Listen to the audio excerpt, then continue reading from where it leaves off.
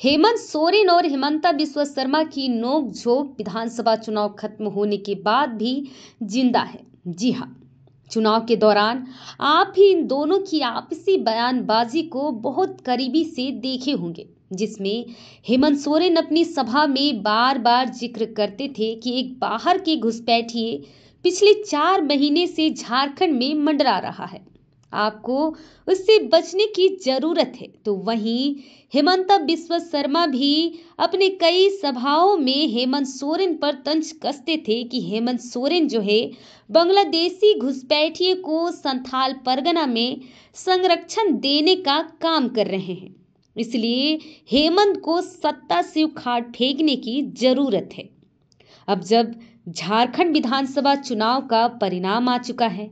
जिसमें हेमंत सोरेन फिर से बहुमत के साथ मुख्यमंत्री बन चुके हैं, ऐसे में इन दोनों नेताओं के बीच में फिर से नोकझोंक शुरू हो गया है। दरअसल मुख्यमंत्री हेमंत सोरेन ने 28 नवंबर को झारखंड के 14वें मुख्यमंत्री के रूप में शपथ लेने के कुछ ही घंटों बाद अपनी कैबिनेट की पहली बैठक बुलाई, जिसमें 4 महत्वपूर्ण बिंदुओं पर काम को आगे बढ़ाने का निर्देश दिया। जिसमें एक बिंदु असम के चाय बागानों में काम कर रहे उन आदिवासियों की दिशा और दशा का अध्ययन करने के लिए एक सर्वदलीय टीम गठित करने का भी आदेश दिया था।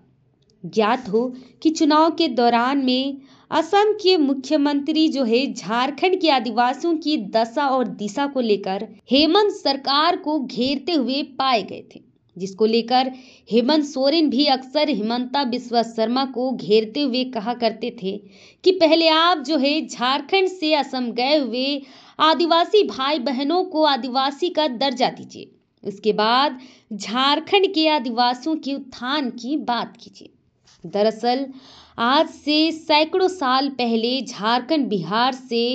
असम गए हुए आदिवासियों को ही टी ट्राइब का दर्जा दिया गया है, जिन्हें अभी तक सरकार द्वारा आदिवासियों को दिए जाने वाला कोई भी लाभ नहीं मिल पाया है।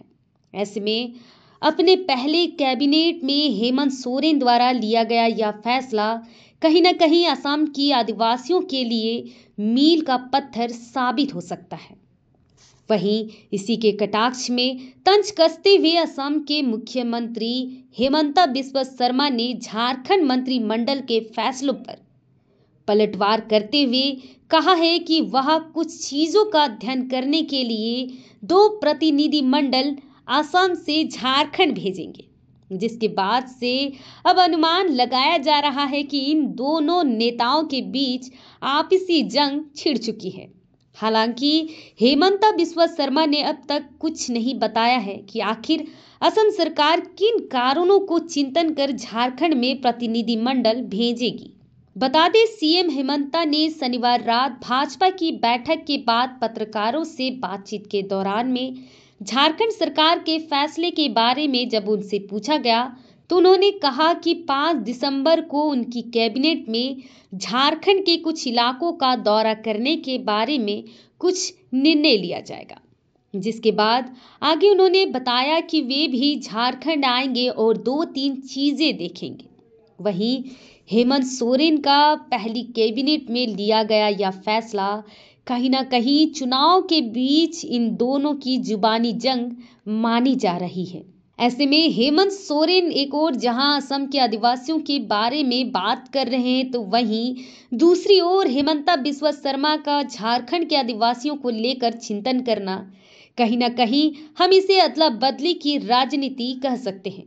बाकी आपका इस पर क्या कहना है? आप अपनी प्रतिक्रिया हमें कमेंट बॉक्स पर साझा कर सकते हैं। जोहार।